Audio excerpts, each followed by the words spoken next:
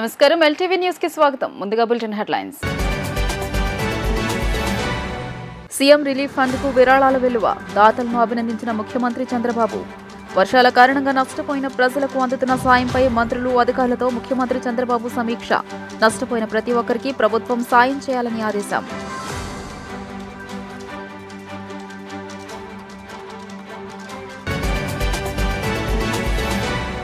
ముఖ్యమంత్రి చంద్రబాబుకు deputy CM Pawan Kalyan లేఖ విజయవాడ క్యాంపు కార్యాలయ భవనాన్ని ఫర్నిచర్ను వెనక్కి తీసుకోవాలని విజ్ఞప్తి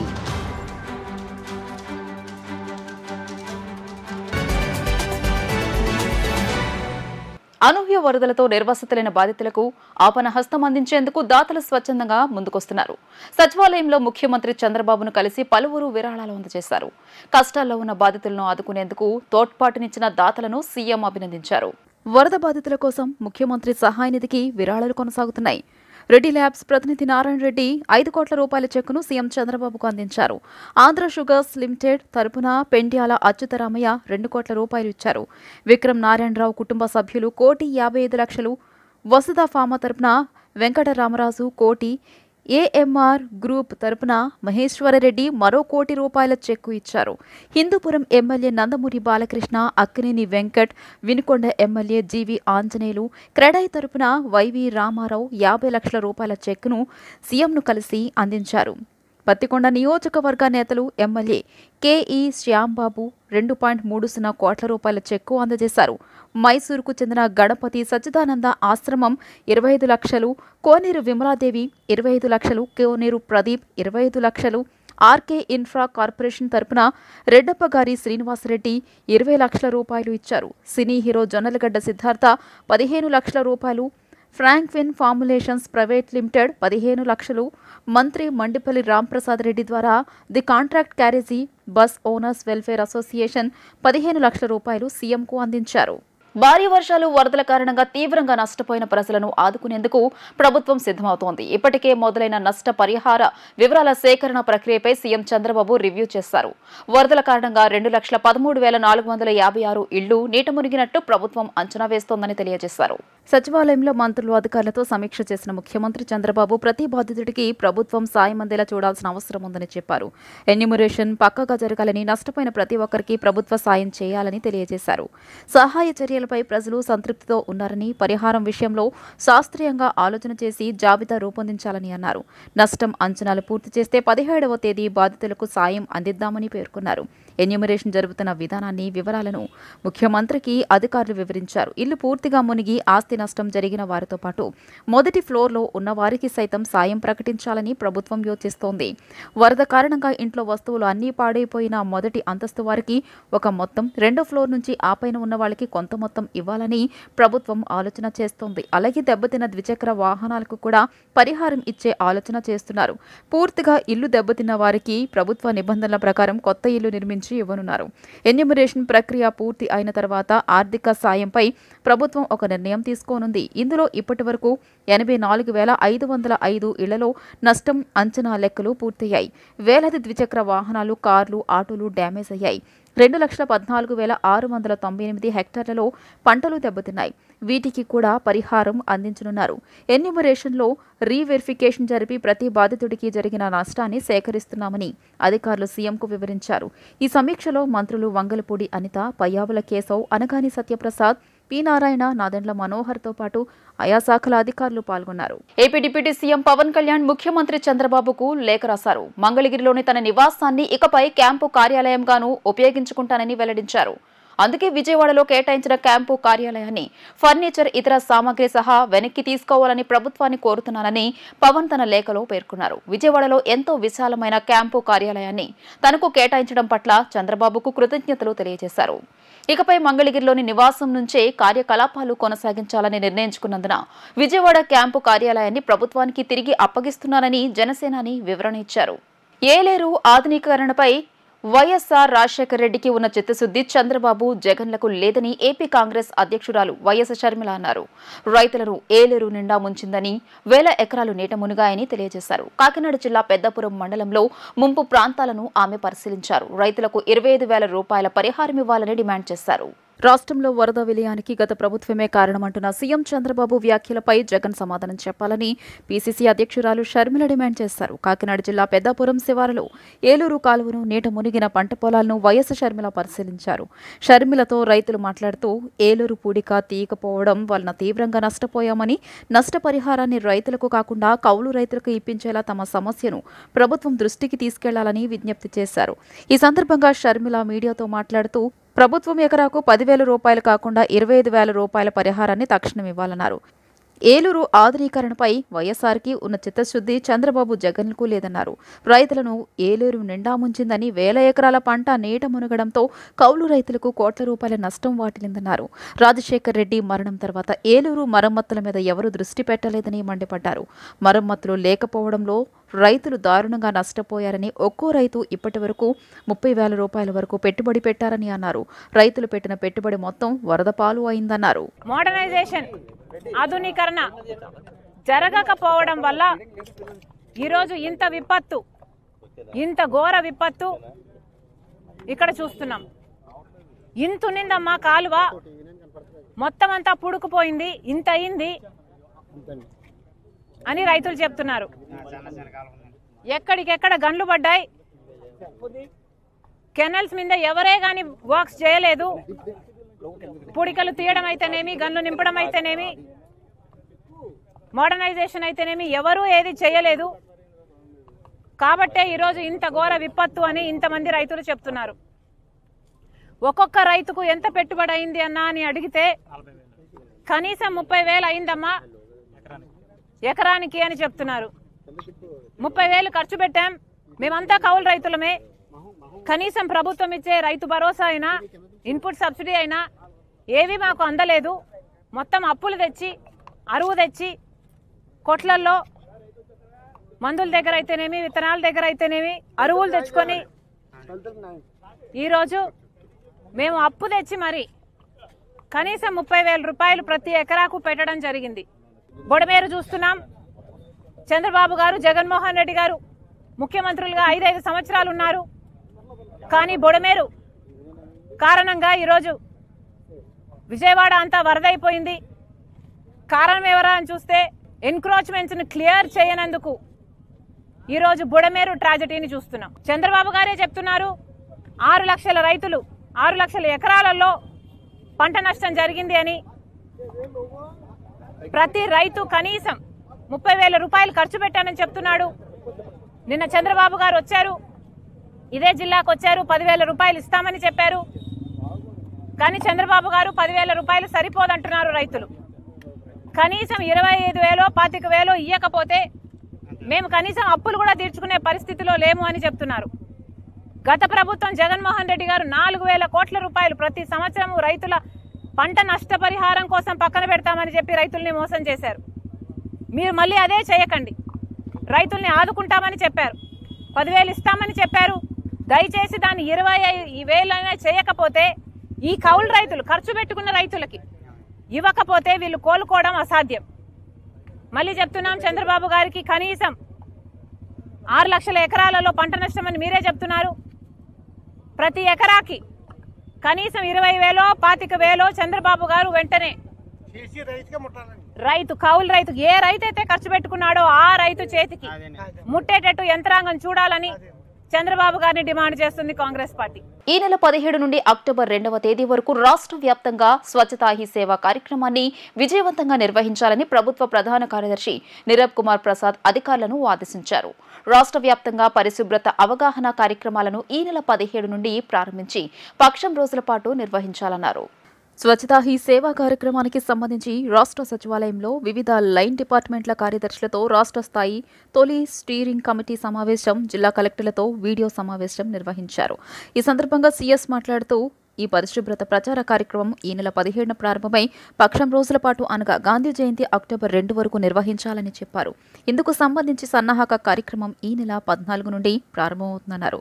స్వచ్ఛతా హీ సేవ ప్రచారం వివిధ కార్యక్రమాల ద్వారా లక్షలాది మంది పౌరులను సమీకరించడానికి రూపొందించబడిందని, ఈ ప్రచారం ప్రవర్తనలో భాగంగా స్వచ్ఛతను ప్రోత్సహించడంపై ప్రజల్లో అవగాహన కలిగించాలని సీఎస్ నీరబ్ కుమార్ ప్రసాద్ తెలియజేశారు.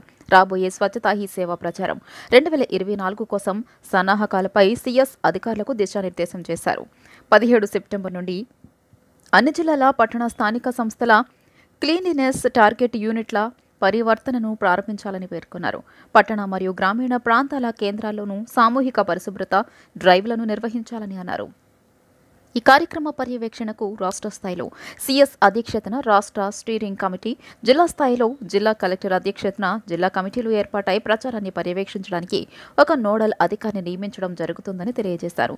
ప్రచార కార్యకలాపాలు మరియు ఉత్తమ అభ్యాసాలను హైలైట్ చేయడానికి పౌరులు మరియు లబ్ధిదారుల వాయిస్లను విస్తరించడానికి జిల్లాలు, యుఎల్బీలు రాష్ట్రంలో ప్రతిరోజు అప్డేట్లు, ప్రోగ్రెస్ రిపోర్ట్లు, విజయాలను పోస్ట్ చేయడానికి నిరంతరం పనిచేసే ఒక వ్యవస్థను ఏర్పాటు చేయడం జరుగుతుందని చెప్పారు. అదేవిధంగా రాష్ట్ర జిల్లా స్థాయిలో అన్ని శాఖలు ఈ కార్యక్రమంలో చురుగ్గా పాల్గొనాలని అన్నారు. అంతేకాక రాష్ట్ర వ్యాప్తంగా పౌరులను పెద్ద ఎత్తున భాగస్వాములను చేయాల్సిన అవసరం ఉందని తెలియజేశారు. రాష్ట్ర వ్యాప్తంగా పరిశుభ్రతను పెంపొందించడానికి స్వచ్ఛతా హీ సేవ కార్యక్రమం ఎంతగానో దోహదపడుతుందని ఆయన పేర్కొన్నారు. సిపిఎం జాతీయ ప్రధాన కార్యదర్శి సీతారాం ఏచూరి మృతి వామపక్ష ఉద్యమానికి, లౌకిక శక్తులకు తీరని లోటని, ఆయన ఆశయాలను ముందుకు తీసుకుపోవడమే నిజమైన నివాళి అని సిపిఎం సీనియర్ నాయకులు జేవీ రాఘవులు తెలియజేశారు. సిపిఎం జాతీయ ప్రధాన కార్యదర్శి సీతారాం ఏచూరి మృతికి సంతాపం తెలియజేస్తూ శుక్రవారం మంగళగిరి సిపిఎం పట్టణ కమిటీ ఆధ్వర్యంలో సిపిఎం కార్యాలయంలో సంతాప సభ జరిగింది. ఈ సభకు సిపిఎం పట్టణ కార్యదర్శి వై కమలాకర్ అధ్యక్షత వహించారు. సీతారాం ఏచూరి చిత్రపటానికి పూలమాల వేసి నివాళులర్పించారు. రాఘవులు తన ప్రసంగాన్ని కొనసాగిస్తూ నిరంతరం ప్రజా ఉద్యమాల్లో గడిపిన మహోన్నత వ్యక్తి ఏచూరి అని అన్నారు. విద్యార్థి దశ నుండి కమ్యూనిజం వైపు ఆకర్షితులై అనేక ఉద్యమాలను చేశారని అన్నారు. సిపిఎం పట్టణ కార్యదర్శి వర్గ సభ్యులు వివి జవహర్ లాల్ మతోన్మాదానికి వ్యతిరేకంగా లౌకిక శక్తులను కూడగట్టడంలో ఆయన పాత్ర అమోఘమని అన్నారు. ఇంకా ఈ సభలో సిపిఎం పట్టణ కార్యదర్శి వర్గ సభ్యులు ఎం బాలాజీ, ఆంధ్రప్రదేశ్ చేనేత కార్మిక సంఘం రాష్ట్ర ప్రధాన కార్యదర్శి పి బాలకృష్ణ ప్రసంగించారు. ఇంకా ఈ కార్యక్రమంలో సిపిఎం సీనియర్ నాయకులు డి రామారావు, గుంటి కృష్ణ, పట్టణ కమిటీ సభ్యులు M Chalapathirao, S Ganesh, T Sriramulu, J Shivabhagavan Narayana, K Srinivasarao, K Nageswararao, P Anwar Khan, వివిధ ప్రజా సంఘాల నాయకులు V Vijayalakshmi, V Katamaraju, Shaik Jani Basha, K Venkateswararao తదితరులు పాల్గొన్నారు. అంతర్జాతీయంగా ఉన్నటువంటి కమ్యూనిస్టు సంబంధాలు కూడా సీతారాం ఏచూరి గారు చూడడం జరిగింది. ఆ విధంగా అలుపెరుగని పోరాటమే కాకుండా, అలుపెరుగుని పోరాటానికి కాకుండా సిద్ధాంతకర్తగా కూడా బాగా ఎదిగినటువంటి నేపథ్యం. రాజ్యసభ సభ్యులుగా పార్లమెంటులో అన్ని వర్గాల వాళ్ళు కూడా సీతారాం ఏచూరి గారు మాట్లాడుతుంటే ఆ విషయాలు మనం అర్థం చేసుకోవాలని చెప్పి వినేటటువంటి పరిస్థితి. అదేవిధంగా భారతదేశంలో ఉన్నటువంటి అన్ని రాజకీయ పార్టీలు కూడా రాజకీయంగా ఎంత వ్యతిరేకత ఉన్నా కానీ ఏచూరి గారు అంటే గౌరవంతోనే ఉండేటువంటి పరిస్థితిగా ఉండేది. ఆ విధంగా ఏచూరి గారు ప్రపంచవ్యాప్తంగా మన్ననలు పొందినటువంటి పోరాట యోధులుగా ఉన్నటువంటి సీతారాం ఏచూరి గారు చనిపోవడం మన పార్టీకే కాదు, విప్లవ ఉద్యమానికే తీరని లోటుని మనం గమనించాల్సినటువంటి అవసరం ఉంది. అందుకని వారి సంతాప సూచకంగా మనం ఈ సభని జరుపుకుంటా ఉన్నాం. ఏదైతే భారత కమ్యూనిస్ట్ పార్టీ మార్క్సిస్టు 1964లో ఏర్పడి ఏదైతే నిర్ణయాలు చేసిందో ఆ నిర్ణయాల్ని చివరికంటా తీసుకెళ్ళే వ్యక్తులు చాలా అరుదుగా ఉంటారు భారతదేశంలో. అలాంటి అరుదైన వ్యక్తులు ఆణిముత్యంలో కమిటీ సీతారాం ఏచూరి గారు ఒకరు.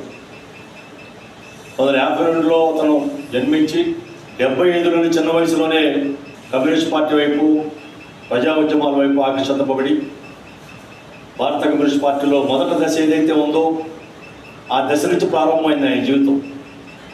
ఎస్ఎఫ్ఐకి మొదట ఎస్ఎఫ్ఐలో ఉండి ఆంధ్ర యూనివర్సిటీలో చదువుకున్నారు ఆయన. సీతారాం ఏచూరి బహుముఖ ప్రజ్ఞాశాలి. ఆయన చదువుతాడు నిలబెట్టింది, ప్రపంచంలోనూ ఆయన్ని నిలబెట్టింది. అందుకని ఆయన ప్రపంచ మేధావుల, మార్క్సిస్టు మేధావుల కోమకు చెందాడు. నేను చెప్పడం కాదు, నోబెల్ బహుమతి గ్రహీత అమర్త్య సేన్ నోబెల్ బహుమతి తీసుకున్నటువంటి సందర్భంలో ఆయన్ని ఇంగ్లీష్ పత్రికలు వాళ్ళు ఇంటర్వ్యూ చేసినప్పుడు, మీరు అత్యంత గౌరవప్రదమైనటువంటి వ్యక్తులతో సంబంధాలు ఉన్నాయి కదా, అందులో మీకు నచ్చినటువంటి ఒక వ్యక్తి పేరు చెప్పండి అంటే ఆయన చెప్పినటువంటి పేరు ఏమిటంటే సీతారాం ఏచూరి అని. ఎందుకని అంటే ఆయన దేహం బుర్ర అంతా కూడా మార్క్సిజంతో నిండి నిబ్రీడీకృతమైంది. ఆయనతో 10 నిమిషాలు మాట్లాడితే కమ్యూనిస్టు కానటువంటి వాడు కూడా కమ్యూనిస్ట్ అవుతాడు అని చెప్పేసి ఆయన అమృత్ సేన్ చెప్పాడు. ప్రకాశం బ్యారేజీ వద్ద బోట్ల తొలగింపు ప్రక్రియ కొనసాగుతోంది. విశాఖపట్నం నుంచి వచ్చిన డైవింగ్ టీం నదిలో 12 అడుగుల లోతుకు వెళ్లి బోటును గ్యాస్ కట్టర్లతో కోస్తున్నారు. ఇప్పటికీ 40 మీటర్ల వెడల్పు ఉన్న ఓ బోటును కోయడాన్ని దాదాపు పూర్తి చేశారు. 40 టన్నుల పైగా బరువున్న బోటును 2 ముక్కలుగా చేయగా ఒకటి 20 టన్నుల బరువు ఉంటుందని అధికారులు చెబుతున్నారు. నదిలో తేలుతూ 10 టన్నుల బరువు మోయగలిగే 10 ఎయిర్ బెలూన్లు ఏర్పాటు చేసి వాటి సాయంతో బోటు భాగాలను బయటకు పంపాలని తొలుత భావించిన నదిలో ప్రవాహం గణనీయంగా 60,000 క్యూసెక్కులు ఉండడంతో వాటితో తీయడం సాధ్యపడదని తేల్చారు. కోసిన బోట్లు నది లోపలి భాగంలో చిక్కుకోకుండా సురక్షితంగా బయటకు తరలించేందుకు నిపుణులను రప్పించారు. దీనికోసం గతంలో గోదావరిలో కచ్చులూరు వద్ద బోటు నదిలో మునిగిన బోటును వెలికి తీసిన టీంను విజయవాడకు రప్పించారు. తొలుత బ్యారేజీపైకి భారీ క్రేన్లను తీసుకొచ్చి ముక్కలు చేసిన బోట్లను పైకి లేపుతారు. అనంతరం బ్యారేజీ వెనుక వైపు నుంచి భారీ పంటును తీసుకొచ్చి కోసిన బోటు ముక్కను పంటుపైకి ఎక్కించి బయటకు తరలించాలని ప్రణాళిక వేశారు. అలా సాధ్యపడకపోతే కోసిన బోటు భాగాన్ని మరో భారీ పడవకు కట్టి నదిలో వెనక్కి లాగడం ద్వారా బయటకు తీసుకువచ్చేలా ఆలోచన చేస్తున్నారు. శుక్రవారం మధ్యాహ్నం కల్లా ఓ బోటును తొలగించి తదుపరి మిగిలిన 2 భారీ బోట్లను బయటకు తీయడంపై దృష్టి పెట్టనున్నారు. బుడమేరు గండ్లు పడిన గట్టు బలోపేత పనులను మంత్రి నిమ్మల రామానాయుడు పరిశీలించారు. భవిష్యత్తులో వరద పట్టిసీమ నీళ్లు వెళ్లేలా సీపేజ్ ను అరికట్టేలా బండ్ను బలోపేతం చేస్తున్నామన్నారు. రాబోయే రోజుల్లో రిటర్నింగ్ వాల్ కట్టి 35,000 క్యూసెక్కులు నీరు వెళ్లేలా గట్లు బలోపేతం చేస్తామన్నారు. ఆపరేషన్ బుడమేరు చేపట్టి బెజవాడ దుఃఖదాయిని అనే పేరు లేకుండా చేస్తామన్నారు. సెంట్రల్ టీంకు బుడమేరుకు పడిన గండ్లు జరిగిన నష్టాన్ని మంత్రి వివరించారు. ఏదైతే బుడమేరుకి సంబంధించి ఇక లెఫ్ట్ బండికి సంబంధించి 3 బ్రీచెస్ ఏదైతే పడి పెద్ద ఎత్తున ఈ యొక్క బుడమేరు వరద నీరు ఆ విజయవాడ సిటీని ఏదైతే చుట్టుముట్టినటువంటి పరిస్థితుల్లో యుద్ధ ప్రాతిపదికన వాతావరణం సహకరించకపోయినా ఇంకొక పక్క బుడమేరు వరద ప్రవాహం రోజు రోజుకి పెరిగినటువంటి రోజుల్లో కూడా ఆ ఫ్లోలోనే ఆ రోజు కష్టంతో మరి వారం రోజులు నిరంతరం రాత్రి పగలు కూడా పనిచేసి అటు ఏజెన్సీ కానీ ఇటు అధికారులు కానీ చేసి సక్సెస్ఫుల్గా, ఎందుకంటే మిలిటరీ వాళ్ళు సైతం మరి ఇటువంటి గండ్లను పోడ్చడం సాధ్యం కాదు, అది మీ వల్లే సాధ్యమైందని వాళ్ళు కూడా గవర్నమెంట్ ఆఫ్ ఆంధ్రప్రదేశ్ని అభినందించి వెళ్ళినటువంటి స్థితిలో దాన్ని పూర్తి చేసుకోవడం జరిగింది. ఏదైతే ఆ యొక్క గండ్లను పూడ్చి వేసినటువంటి కార్యక్రమంతో పాటుగా రేపు భవిష్యత్తులో కూడా, ఎందుకంటే మనం ఎమర్జెన్సీగా ఆ గండ్లను పూడ్చినప్పుడు కొంత ఆ వాటర్ ఫ్లోలో మనం పెద్ద పెద్ద బండ రాళ్లతో, ఎందుకంటే 1 టన్ నుంచి 2 టన్నుల కూడా రాయిని వాడడం జరిగింది. లేకపోతే వాటర్కి ఫ్లో అయిపోతుంది, చిన్న రాయి మట్టి అవుతాయి. అందుచేత ఎక్కడెక్కడ కొంచెం సీపేజీలు ఉంటే దానికి కూడా మళ్ళీ ఏదైతే మెగా అదేవిధంగా మరి ఎన్సీసీ వాళ్ళ సహకారంతో కూడా కొంత షీట్స్ టెక్నాలజీని పెట్టి కొంత కంట్రోల్ చేయడం జరిగింది పర్మనెంట్గా. ఎందుకంటే రేపు మళ్ళీ పట్టిసీమ వాటర్ అది రావాలి కాబట్టి ఆ సీపేజీని కూడా కొంత అరికట్టాలనే ఉద్దేశంతో ఇప్పుడు మేము వేసినటువంటి బండ కూడా నేరోగా ఉంది కాబట్టి దానికి ప్యారలల్గా ఇంకొక బండని రన్ చేసి ఈ 2 బండ్లకి మధ్యన బ్లాక్ కాటన్ సాయిల్తో ఫిల్ చేయడం ద్వారా కొంతమేర ఆ సీపేజ్ని అరికెట్టేటువంటి విధంగా ఈ సీజన్కి మనకి ఇబ్బంది లేకుండా పనిచేసేటువంటి విధంగా ఫ్లడ్ ఎఫెక్టివ్ మరొకసారి ప్రమాదం లేకుండా చేయగలుగుతూ ఉన్నాం.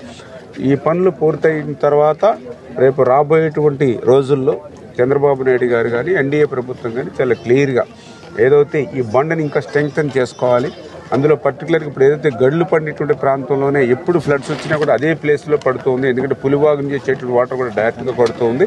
అంచేత ఫ్యూచర్లో దాన్ని మరింత స్ట్రెంగ్తన్ చేసి ఏదైతే రిటర్నింగ్ వాల్ కూడా కట్టి భవిష్యత్తులో ఆ 35,000 క్యూసిక్స్ వాటర్ కూడా దీంట్లో వెళ్ళేటువంటి విధంగా దీన్ని ఎక్స్టెన్షన్ అదేవిధంగా లైనింగ్ చేయవలసిన అవసరం ఉంది. అదేవిధంగా హెడ్ రెగ్యులేటర్ నుంచి కొల్లేరు వెళ్ళిపోయి వెళ్ళేటువంటి దాన్ని కూడా ఆక్రమణలు ఏవైతే గురున్నాయో వాటి మీద కూడా దృష్టి పెట్టి అవి కూడా తొలగించుకుని డైరెక్ట్గా కొల్లేరు వైపు వాటర్ వెళ్ళేటువంటి విధంగా ఒక ఆపరేషన్ బుడమేరు అయితే తొందరలోనే ప్రారంభించి రేపు భవిష్యత్తులో అంటే ఏదైతే బుడమేరు ఒక బెజవాడికి దుఃఖదాయనటువంటిది ఏదైతే ఉందో రేపు భవిష్యత్తులో ఆ భయం బెజవాడికి లేకుండా చేసేటువంటి బాధ్యత ఎన్డీఏ ప్రభుత్వం తీసుకుంటుందని చెప్పి తెలియజేస్తారు. వార్తలు ముగించే ముందు హెడ్లైన్స్ మరోసారి. సీఎం రిలీఫ్ ఫండ్కు విరాళాల విలువ దాతలను అభినందించిన ముఖ్యమంత్రి చంద్రబాబు. వర్షాల కారణంగా నష్టపోయిన ప్రజలకు అందుతున్న సాయంపై మంత్రులు అధికారులతో ముఖ్యమంత్రి చంద్రబాబు సమీక్ష. నష్టపోయిన ప్రతి ఒక్కరికి ప్రభుత్వం సాయం చేయాలని ఆదేశం.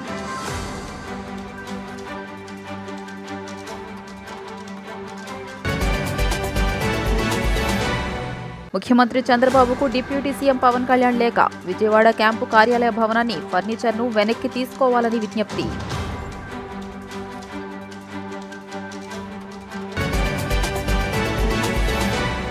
ఈ వార్త ఇంతటితో సమాప్తం. నమస్కారం.